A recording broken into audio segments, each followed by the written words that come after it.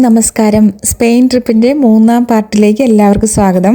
ഈ മൂന്നാമത്തെ പാർട്ടിൽ ആവിലായിലെ അമ്മത്രസിയെക്കുറിച്ചുള്ള വീഡിയോകൾ ഇടുമെന്നാണ് ഞാൻ പറഞ്ഞിരുന്നത്. ഈ നഗരക്കാഴ്ചകളുടെ ഇടയ്ക്ക് മിക്സ് ചെയ്യാൻ കഴിയാത്തതുകൊണ്ട് അടുത്ത പ്രാവശ്യം ഇടുന്നതാണ്.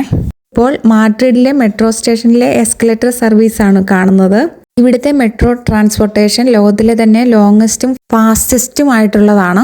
ഇപ്പോൾ നമ്മൾ ഇറങ്ങിയിരിക്കുന്നത് ഓപ്പറ മെട്രോ സ്റ്റേഷനിലാണ്. ഇവിടുന്ന് വാക്കിംഗ് ടൂർ ആയിട്ട് ഗ്രാൻഡ് വിയാലോട്ട് പോകാനായിട്ടാണ് തീരുമാനിച്ചിരിക്കുന്നത്. എല്ലാവരും നടക്കാൻ തന്നെ റെഡി ആയിട്ട് ഇങ്ങനെ നിൽക്കുകയാണ്. നമ്മൾ മെട്രോയിലേക്കാണ് പോകുന്നതെങ്കിൽ നമ്മൾ ഓരോ സ്റ്റേഷനിൽ ഇറങ്ങി ആ സ്ഥലങ്ങളൊക്കെ കാണാനായിട്ട് നല്ല താമസം എടുക്കും. അപ്പോൾ നമ്മളിങ്ങനെ നടന്നു പോവുകയാണെങ്കിൽ നമുക്ക് എല്ലാം തന്നെ കാണാൻ പറ്റും. അതുകൊണ്ടാണ് ഞങ്ങൾ ഇങ്ങനെ തീരുമാനിച്ചത്. ഇങ്ങനെ നഗരക്കാഴ്ചകൾ കണ്ട് മുന്നോട്ട് പോയിക്കൊണ്ടിരിക്കുമ്പോഴാണ് ഈ കാഴ്ച കണ്ണിൽപ്പെട്ടത്. ഇബേറിയൻ ഹാം. ഈ പേരൊന്ന് നോട്ട് ചെയ്ത് വെച്ചോ കേട്ടോ. ഇത് വളരെ കോസ്റ്റ്ലി ആയിട്ടുള്ള ഒരു ഹാമാണ്. ബ്ലാക്ക് ഇബേറിയൻ പിഗ് എന്ന വളരെ റെയർ ആയിട്ടുള്ള ബ്രീഡിൽ നിന്നാണ് ഇത് ഉണ്ടാക്കുന്നത്. ഇത് സ്പെയിനിന്റെയും പോർട്ടുഗലിന്റെയും സ്പെഷ്യൽ ആയിട്ടുള്ള ഒരു ഹാമാണ്. ഇതൊരു പള്ളിയാണ്. പക്ഷെ ഇതിന്റെ ഫ്രണ്ടിലായിട്ടിരിക്കുന്ന ഒരു കച്ചവടക്കാരനെ കണ്ടോ? കുഞ്ഞു കുഞ്ഞു സാധനങ്ങളോട്ടാണ് ഇരിക്കുന്നത്. ഉറുമ്പ്, എട്ടുകാലി അങ്ങനെയുള്ളതൊക്കെ. ഇവിടെ ഒരു സൊവനീർ ഷോപ്പാണ്. ഇവിടെ നിങ്ങൾ കുറച്ച് സാധനങ്ങളൊക്കെ മേടിച്ചായിരുന്നു. സാധാരണ നമ്മൾ എവിടെ പോയാലും അവിടുത്തെ സാധനങ്ങൾ ഇങ്ങനത്തെ വാങ്ങിക്കാറുണ്ട്, വെറുതെ ഒരു ഓർമ്മയ്ക്ക് വേണ്ടിയിട്ട്. ഇപ്പം നമ്മൾ എത്തിക്കൊണ്ടിരിക്കുന്നത് മാഡ്രിഡിന്റെ ഹൃദയഭാഗത്ത് സ്ഥിതി ചെയ്യുന്ന പുർത്ത ദെൽ സോൾ എന്ന സ്ക്വയറിലോട്ടാണ് എത്തിച്ചേരുന്നത്. മാഡ്രിഡ് നഗരത്തിലെ ഏറ്റവും തിരക്കേറിയതും പൊതുജനപ്രിയമുള്ള സ്ക്വയറുകളിൽ ഏറ്റവും പ്രധാനപ്പെട്ടതുമാണിത്. ഈ ഐക്കോണിക് ലാൻഡ്മാർക്കിന് ചരിത്രപരവും സാംസ്കാരികപരവുമായ ഒത്തിരി പ്രാധാന്യമുള്ളതാണ്. പുർത്ത ദെൽ സോളിലെ റോയൽ പോസ്റ്റ് ഓഫീസിലെ പ്രശസ്തമായ ക്ലോക്ക് ടവർ ആണിപ്പോൾ നമ്മൾ കണ്ടത്. സ്പെയിനിലെ പുതുവത്സര ആഘോഷങ്ങൾക്ക് അർദ്ധരാത്രിയിൽ 2 മുന്തിരി കഴിക്കുന്ന ഒരു പാരമ്പര്യമുണ്ട്. അതിന് എല്ലാവരും ഒത്തുകൂടുന്നത് ഇവിടെയാണ്. പ്യൂർത്ത ദെൽ സോൾ എന്ന് പറഞ്ഞാൽ സൂര്യന്റെ കവാടം എന്നാണ് അർത്ഥം വരുന്നത്. ഇവിടെ ചാൾസ് മൂന്നാമൻ രാജാവിന്റെ ഒരു പടുകൂറ്റൻ പ്രതിമ വെച്ചിട്ടുണ്ട്. ഇനി നമ്മൾ മുമ്പോട്ട് പോകുമ്പോൾ കാണാൻ പോകുന്നത് സോളിലുള്ള കിലോമീറ്റർ 0 മാർക്കറാണ് കാണുന്നത്. സ്പെയിനിലെ 6 ദേശീയ റേഡിയൽ റോഡുകളിലേക്കുള്ള ദൂരം അളക്കുന്നതിനുള്ള ഔദ്യോഗിക പ്രാരംഭ പോയിന്റായിട്ടാണ് ഇത് കാണുന്നത്. ഇങ്ങനെയൊരു 0 മാർക്കർ എല്ലാ രാജ്യങ്ങൾക്കും ഉള്ളതാണ്. എല്ലാ റോഡുകളും ഇതിന്റെ ചുറ്റുമായി ഘടികാര ദിശയിൽ രേഖപ്പെടുത്തിയേക്കുവാണ് ഈ കിലോമീറ്റർ 0യിൽ നിന്ന്. ഇനി നമ്മൾ പുർത്ത ദെൽ സോളിനോട് ചേർന്ന് കിടക്കുന്ന മറ്റൊരു പ്ലാസ ദെൽ പോന്തെ ദെൽ ഹോസ് എന്ന സ്ഥലത്തേക്ക് നമ്മൾ എത്തിയിട്ടുണ്ട്. ഇവിടുന്ന് നമ്മൾ നേരെ ഇപ്പം പ്ലാസ മജോറിലേക്ക് എൻട്രി ചെയ്തേക്കുവാണ്. 15ാം നൂറ്റാണ്ടിൽ നിർമ്മിച്ച പ്ലാസ മജോർ പട്ടണത്തിന്റെ പ്രധാന വിപണി കേന്ദ്രമായിരുന്നു. കൂടാതെ വധശിക്ഷകളും കാളപ്പോരുകളിലും ഒക്കെ ഇത് വേദിയായിട്ടുണ്ട്. ശിക്ഷയ്ക്ക് വിധിക്കപ്പെട്ടവരിൽ പകുതിയോളം ആളുകൾ യഹൂദവൽക്കരണം എന്ന കുറ്റം ചുമത്തപ്പെട്ട ജൂതവംശജരായ ക്രിസ്ത്യാനികളായിരുന്നു. ഈ സ്ക്വയറിന്റെ സെന്റർ ഓഫ് അട്രാക്ഷൻ എന്ന നിലയിൽ നിൽക്കുന്നത് 1848 സ്ഥാപിച്ച കുതിരപ്പുറത്തിരിക്കുന്ന ഫിലിപ്പ് മൂന്നാമന്റെ പ്രതിമയാണ്. ഇന്ന് പ്ലാസ മേജർ ദീർഘവൃത്താകൃതിയിലുള്ള വാസ്തുവിദ്യയുടെ ഏക ഉദാഹരണമായിട്ട് നിൽക്കുകയാണ്. അതുപോലെ തന്നെ ഇതിന്റെ ഉള്ളിലേക്ക് പ്രവേശിക്കാനായിട്ട് 9 കവാടങ്ങളാണ് ഉള്ളത്. ഓരോന്നിനും അതിൻ്റെതായ പേരുകളും ഉണ്ട്. ഇപ്പോൾ ഇവിടെ സമയം രാത്രി 8:30 നമ്മൾ ഗ്രാൻഡ് വിയായിലൂടെ നടന്നു പോയിക്കൊണ്ടിരിക്കുകയാണ്. ഇടതുവശത്തായിട്ട് നമുക്ക് കാണാൻ സാധിക്കുന്നത് എൽ കോർത്തെ ഇംഗ്ലീസ് എന്ന് പറയുന്ന ഒരു വലിയ ഡിപ്പാർട്ട്മെന്റ് സ്റ്റോറാണ് കാണാൻ സാധിക്കുന്നത്. അതേസമയം വലതുവശത്ത് നമുക്ക് കാണാൻ പറ്റുന്നത് കുവേദോ എന്ന് പറയുന്ന മെട്രോ സ്റ്റേഷനാണ്. ഇവിടം തൊട്ട് സീൻ ആകെ അങ്ങ് മാറുകയാണ് കേട്ടോ. നമ്മൾ ഗ്രാൻഡ് വിയയുടെ രാജവീതിയിലേക്ക് പ്രവേശിക്കുകയാണ്. ഒരു മായാലോകത്തിലേക്ക് പ്രവേശിച്ച പ്രതീതിയാണ്. ഇതിനെ വർണ്ണിക്കാൻ വാക്കുകളില്ല. ഞാൻ ആദ്യമായിട്ടാണ് ഇത്രയും നല്ലൊരു നൈറ്റ് സീൻ, ഒരു സിറ്റിയുടെ നൈറ്റ് സീൻ ആദ്യമായിട്ടാണ് കാണുന്നത്. അമേസിംഗ് ആണ്. ഇപ്പോൾ നമ്മൾ പ്ലാസ ദി കലോവയിലേക്കാണ് എത്തിച്ചേർന്നിരിക്കുന്നത്. ഇവിടെ വലതുവശത്ത് കാണുന്നത് സിനി കലോവ എന്ന് പറയുന്ന സിനിമ തിയേറ്ററാണ്. സിറ്റി സൈഡിൽ ഒരു വലിയ ടവറാണ്. അതിൽ മുഴുവനും സാംസങ് ഫോണിന്റെ പരസ്യമായിട്ടാണ് ഇങ്ങനെ നിൽക്കുന്നത്. മാഡ്രിഡിന്റെ ഐക്കോണിക് കെട്ടിടങ്ങളിലൊന്നായ ഷേപ്സ് 1972 മുതൽ മാഡ്രിഡിന്റെ രാത്രിയെ പ്രകാശിപ്പിച്ചുകൊണ്ട് ഇങ്ങനെ നിൽക്കുകയാണ്. പല സിനിമകളിലും നമുക്കിതിനെ കാണാൻ സാധിക്കും. The day of the beast, ഗാർസിയുടെ ക്രാക്ക് എന്നീ സിനിമകളിൽ ഇതിനെ കാണാം. ഇപ്പോൾ ഇവിടെ കാണുന്നത് ഹോട്ടൽ അറ്റ്ലാന്റിക്കോ ആണ്. ഇത് ടൂറിസ്റ്റുകൾക്ക് വേണ്ടിയിട്ടുള്ള ഹൈ ലക്ഷറി ഹോട്ടലുകളിൽ ഒന്നാണ്. ഇതിന്റെ ഓപ്പോസിറ്റ് സൈഡിൽ കാണുന്നത് മറ്റൊരു ഹോട്ടലാണ്, ഹോട്ടൽ റീജന്റ്. മാഡ്രിഡിലെ പ്രധാനപ്പെട്ട പ്ലാസകളായ കാൽ ഡി അൽക്കാലയെയും പ്ലാസ ദെൽ എസ്പാഞ്ഞയെയും തമ്മിൽ യോജിപ്പിക്കുന്ന ബ്രോഡ്വേ ആണിത്. ഉറക്കമില്ലാത്ത ഈ രാജവീതി, ഈ ബ്രോഡ്വേ എൻ്റർടൈൻമെൻറ്റിനും ഷോപ്പിങ്ങിനും ഹോട്ടലുകൾക്കും വേണ്ടി മാത്രമുള്ളതാണ്. അതുപോലെ തന്നെ പ്രീമാർക്ക് പോലുള്ള സൂപ്പർ സ്റ്റോറുകളും ഇവിടെയുണ്ട്. ഗ്രാൻഡ് വിയയിലെ ശ്രദ്ധേയമായ കെട്ടിടങ്ങളിൽ ഒന്നാണ് മെട്രോപോളിസ് കെട്ടിടവും അതുപോലെ തന്നെ ടെലിഫോണിക് കെട്ടിടവും. ഇതിനെയെല്ലാം കൂടുതൽ ആകർഷണീയവും ശ്രദ്ധേയവുമാക്കുന്നത് ഇവിടുത്തെ വാസ്തുവിദ്യയാണ്. നമ്മളിപ്പം പ്രീമാർക്ക് സൂപ്പർ സ്റ്റോറിന് മുമ്പിൽ എത്തിയിട്ടുണ്ട്. ഒരു കുടുംബത്തിലേക്ക് എല്ലാവർക്കും വേണ്ടുന്ന വസ്ത്രങ്ങൾ, സൗന്ദര്യം, ഹോം വെയർ, അങ്ങനെ നിരവധി അക്സസറീസ് പ്രമുഖ കമ്പനികളുടെയും അതുപോലെ തന്നെ താങ്ങാവുന്ന വിലയിൽ കിട്ടുന്നതുമായ പ്രമുഖ അന്താരാഷ്ട്ര വസ്ത്ര റീറ്റെയിലറാണ് പ്രീമാർക്ക്. അതുപോലെ തന്നെ ഇതൊരു ഐറിഷ് കമ്പനിയും കൂടിയാണ്. ഇത് ഇവിടെയാണ് ഗ്രാൻഡ് വിയ മെട്രോ സ്റ്റേഷൻ. എന്താണെന്ന് അറിയത്തില്ല, ഇവിടെ എത്തിയപ്പോഴത്തേക്ക് എല്ലാവരുടെയും നടത്തത്തിന് സ്പീഡ് കൂട്ടിയിട്ടുണ്ട്. ഇപ്പോഴാണ് കാര്യം പിടികിട്ടിയത്. മുമ്പിൽ ഒരു ബിഗ് മാക്കിന്റെ ബർഗർ കണ്ടോ? എന്തിനോ വേണ്ടി തിളച്ച സാമ്പാർ പോലെ എല്ലാ പ്രതീക്ഷകളും അപ്രത്യക്ഷമായി. കാരണം ഇതിന്റെ ഷോപ്പ് അങ്ങ് ഉള്ളിലേക്ക് കയറിയാണ് ഇരിക്കുന്നത്. ഇത് പ്രൊമോഷണൽ പർപ്പസിന് വേണ്ടിയിട്ടും പബ്ലിസിറ്റിക്കും വെച്ചിരുന്നാണേലും നല്ല രസമുണ്ടായിരുന്നു കാണാൻ. രാത്രി 11 മണി കഴിഞ്ഞതിനാൽ ഞങ്ങൾ തിരിച്ച് ഹോട്ടലിലേക്ക് പോകാൻ പോവുകയാണ്. രാവിലെ ഞങ്ങൾ വാലി ഓഫ് ദ ഫോളൻ എന്ന് പറഞ്ഞ ആശ്രമത്തിൽ പോയതായിരുന്നു. അതിനുശേഷം വിശ്രമിച്ചിട്ട് ഞങ്ങൾ ഇപ്പം ബെന്നിയച്ചനെ നോക്കിയിരിക്കുകയാണ്. വെളിയിൽ ഒരു 32 ഡിഗ്രി സെൽഷ്യസ് ചൂടുണ്ട്. അതുകൊണ്ട് നമുക്ക് എങ്ങും കറങ്ങാൻ പോകാൻ പറ്റത്തില്ല, ക്ഷീണിച്ചു പോകും. നമ്മൾ ഇന്നലെ പോയതിന്റെ ഓപ്പോസിറ്റ് ഡയറക്ഷനിലോട്ടാണ് പോണത്, അതായത് സ്റ്റേഡിയം ഒക്കെ ഉള്ള ഭാഗത്തേക്ക്. ഇത്തവണ എല്ലാ പ്രാവശ്യങ്ങളിൽ നിന്നും വ്യത്യസ്തമായി ബസ് റൂട്ടാണ് ഞങ്ങൾ തിരഞ്ഞെടുത്തേക്കുന്നത്. അങ്ങനെ നമ്മൾ പ്ലാസ ദി കസ്തില്ലയിൽ വന്ന് ബസ് ഇറങ്ങിയിരിക്കുകയാണ്. ാണ് മാഡ്രിഡിന്റെ ഐക്കോണിക് ഇംഗ്ലിൻസ് ടവറുകൾ ഉള്ളത്.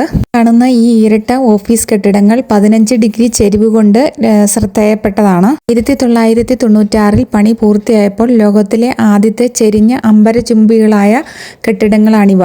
ഇത് അമേരിക്കൻ ആർക്കിടെക്റ്റുകളായ ഫിലിപ്പ് ജോൺസണും ജോൺ ബെർഗിയും ചേർന്നാണ് രൂപകൽപ്പന ചെയ്തത്. ഇങ്ങനെ മറിയാതെ നിൽക്കുന്നതിന് അതിനൂതനമായ എഞ്ചിനീയറിംഗ് പരിഹാരങ്ങൾ ആവശ്യമായിരുന്നു. അതിനു വേണ്ടിയിട്ട് ഒരു കേന്ദ്ര കോൺക്രീറ്റ് അച്ചുതണ്ട്, ഒരു ഭൂഗർഭ കൗണ്ടർ വേസ്റ്റ് സിസ്റ്റം, അതുപോലെ തന്നെ ചെരിവ് നിയന്ത്രിക്കുന്നതിന് മുൻഭാഗങ്ങളിൽ ത്രികോണാകൃതിയിലുള്ള ഘടനയും ഇതിൽ ഉൾപ്പെടുന്നു. ഇനി ഈ കെട്ടിടങ്ങളെക്കുറിച്ച് എൻ്റെ ശ്രോതാക്കളായ നിങ്ങൾക്ക് കൂടുതൽ അറിവ് കാണുമായിരിക്കും. കാരണം അലസ്പീന സൃഷ്ടിച്ച ഒരു സ്പാനിഷ് കവർച്ച ക്രൈം ഡ്രാമ ടെലിവിഷൻ പരമ്പരയായ മണി ഹീസ്റ്റിൽ കൂടി. പക്ഷേ എനിക്കിത് അറിയത്തില്ലായിരുന്നു കേട്ടോ, ഞാനിത് കണ്ടിട്ടില്ലായിരുന്നു. എൻ്റെ മക്കൾ പറഞ്ഞുള്ള അറിവാണ്. എനിവേ, മണി ഹീസ്റ്റിൻ്റെ അകത്തെ സീനുകൾ, ബാങ്ക് കവർച്ചകൾ കാണിക്കുന്നത് ഇവിടെ നിന്നാണ്. അങ്ങനെ നമ്മൾ തോറെ റിയാലിയ എന്ന് പറയുന്ന 2 ടീംസ് ഓഫീസ് ബിൽഡിങ്ങുകൾ കണ്ടു കഴിഞ്ഞു. ഇനി ഇവിടെ പ്ലാസ ദി കസ്തില്ലയിലെ മറ്റൊരു സംഭവമാണ് കാജ മാഡ്രിഡ് ഒബിലിസ്ക്. രൂപകൽപ്പന ചെയ്തത് സന്ത്യാഗോ കലാട്രാവ ആണ്. അതുകൊണ്ട് തന്നെ ഇതിനെ ഒബിലിസ്കോ ദി കലാട്രാവ എന്നും വിളിക്കുന്നു. കാജ മാഡ്രിഡിന്റെ 300ാമത്തെ ആനിവേഴ്സറിക്ക് വേണ്ടിയിട്ടാണ് ഇത് നിർമ്മിച്ചത്. ഇതിന് 92 മീറ്റർ ഉയരമുണ്ട്. ഇതിനുവേണ്ടി ഉപയോഗിച്ചിരിക്കുന്ന മെറ്റീരിയൽസ് ബ്രോൺസും സിൽവറും കോൺക്രീറ്റുമാണ്. ഇനി നമ്മൾ ഈ പുർത്ത ദെല്ല യൂറോപ്പ എന്ന് പറയുന്ന ഈ പ്ലാസ, അതായത് ഗേറ്റ് ഓഫ് യൂറോപ്പ് എന്ന് പറയുന്ന ഈ പ്ലാസയുടെ വിട പറയുകയാണ്. ഇനി നമ്മൾ ഈ നഗരമധ്യത്തിൽ കൂടെ നടന്ന് സന്ത്യാഗോ ബെർണാവു സ്റ്റേഡിയത്തിലേക്കാണ് പോണത്. ഇവിടെ ഈ നഗരമധ്യത്തിലാണെങ്കിൽ പോലും മരങ്ങൾ കൊണ്ടും ചെടികൾ കൊണ്ടും എത്ര എക്കോ ഫ്രണ്ട്ലി ആയിട്ടാണ് ഇവർ സിറ്റി സൂക്ഷിക്കുന്നതെന്ന് നോക്കിയേ. അങ്ങനെ നമ്മൾ നടന്ന് പേര് കേട്ടാൽ തന്നെ ഫുട്ബോൾ പ്രേമികളുടെ രക്തം തിളയ്ക്കുന്ന മാഡ്രിഡിന്റെ ഹൃദയഭാഗത്തുള്ള ചമാട്ടിലെ റയൽ മാഡ്രിഡ് സ്റ്റേഡിയത്തിന്റെ മുന്നിലെത്തിയിരിക്കുകയാണ്. പേര് മാറിപ്പോയതല്ല, ഇത് 1947 മുതൽ 1955 വരെ ഇതിന്റെ പേര് the royal Madrid football club stadium എന്നായിരുന്നു. റയൽ എന്ന് പറഞ്ഞാൽ റോയലിന്റെ സ്പാനിഷ് വാക്കാണ്. പിന്നീട് പ്രസിഡന്റും ഫുട്ബോൾ കളിക്കാരനുമായ സന്ത്യാഗോ ബെർണാവുയുടെ പേര് നൽകുകയാണ് ചെയ്തത്. ഇപ്പോഴായിട്ടുള്ള പുനർനിർമ്മാണ പ്രവർത്തനത്തിലൂടെയാണ് ഇപ്പോഴത്തെ ഈ ഷേപ്പ് വന്നിരിക്കുന്നത്. ഇപ്പോൾ ഇതിന് ഏകദേശം 85,000 പേരെ ഉൾക്കൊള്ളാൻ സാധിക്കും. ഇപ്പോഴും ഇവിടെ എന്തൊക്കെയോ പണികൾ നടന്നുകൊണ്ടിരിക്കുകയാണ്. ഈ സ്റ്റേഡിയത്തിന്റെ മറ്റൊരു പ്രത്യേകതയാണ് റിട്രാക്റ്റബിൾ റൂഫ് ഉണ്ടെന്നുള്ളത്. World cup, euro cup, FIFA cup എന്നിവയിൽ കൂടെ നമ്മളിവെല്ലാം കൺകുളിർക്കെ കണ്ടിട്ടുള്ളതാണ്. ഞങ്ങൾ ഈ സ്റ്റേഡിയത്തിൻ്റെ വട്ടത്തിൽ ഇങ്ങനെ നടക്കുകയാണ്, എങ്ങനെയാലും ഒരു ഓപ്പണിങ് കണ്ട് അതിൻ്റെ അകത്തൊന്ന് കയറാൻ വേണ്ടിയിട്ട്. എനിക്ക് വലിയ ആഗ്രഹം ഇല്ലെങ്കിലും എൻ്റെ മോന് ഭയങ്കര ആഗ്രഹമായിരുന്നു ഇതിൻ്റെ അകത്ത് കയറുക എന്നുള്ളത്. എന്താണേലും ഞങ്ങളുടെ കവൽമലാഹയായ ബെന്നിയച്ചൻ ഞങ്ങൾക്കത് സാധിച്ചു തന്നു. ഇപ്പം നമ്മൾ അതിൻ്റെ ഫ്രണ്ട് സൈഡിലെത്തിയിരിക്കുകയാണ്. നമ്മൾ ബാക്ക് സൈഡിൽ കൂടെയാണ് വന്നത്. ഇപ്പം ഞങ്ങൾ വട്ടം കറങ്ങി അതിൻ്റെ ഫ്രണ്ട് സൈഡിലെത്തിയിട്ടുണ്ട്. ഇനി ഞാൻ നിങ്ങളോട് ഒരു സീക്രട്ട് പറയാൻ പോവുകയാണ്. 10 പൈസ മുതൽ മുടക്കില്ലാതെ ഞങ്ങൾ ഈ സ്റ്റേഡിയത്തിൻ്റെ അകത്ത് കയറിയ കാര്യം. ഈ ഭീമാകാരമായ സ്റ്റേഡിയത്തിൻ്റെ ഒരു വാതിൽ മാത്രം തുറന്നിട്ടുണ്ടായിരുന്നു. അത് നേരെ പോകുന്നത് ഒരു ബാറ്, ഒരു കാസിനോ എന്ന് വേണേൽ പറയാം. ബെന്നിയച്ഛൻ്റെ നേതൃത്വത്തിൽ ഞങ്ങൾ ഇതിൻ്റെ അകത്തോട്ട് ധൈര്യപൂർവ്വം കയറുകയാണ്. സത്യത്തിൽ ഇത് അയ്യപ്പാസിൻ്റെ പരസ്യം പോലെയായിപ്പോയി. കയറിയത് ഇടുങ്ങിയ വാതിൽ കൂടെയാണ്. പക്ഷേ അകത്ത് കയറിയപ്പോൾ അതിവിശാലമായിട്ടൊരു വലിയ ബാറായിരുന്നു. ഞങ്ങളും സ്ഥിരം കയറുന്ന ആൾക്കാരെ പോലെ യാതൊരു ഭാവവ്യത്യാസവും കാണിക്കാതെ ഒരു കൂൾ ഡ്രിങ്ക്സ് ഒക്കെ വാങ്ങിച്ച് ഇവിടെയെല്ലാം ചുറ്റിക്കറങ്ങി കാണുകയാണ്.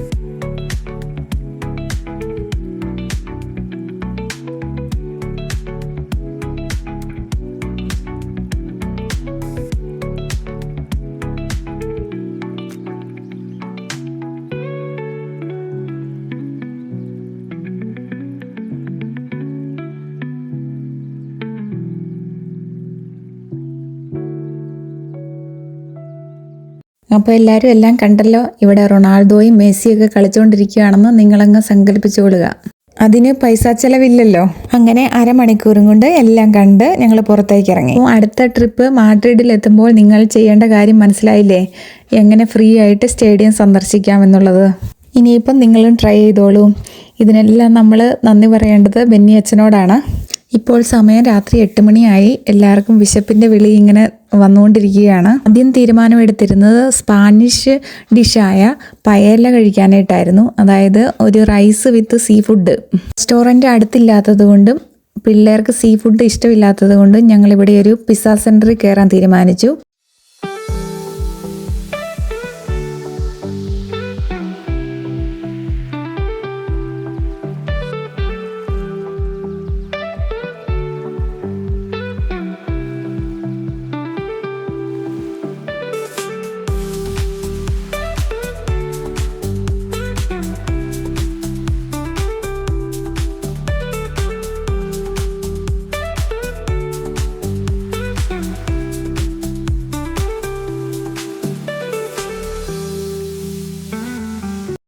നല്ല അടിപൊളി പിസ്സയായിരുന്നു.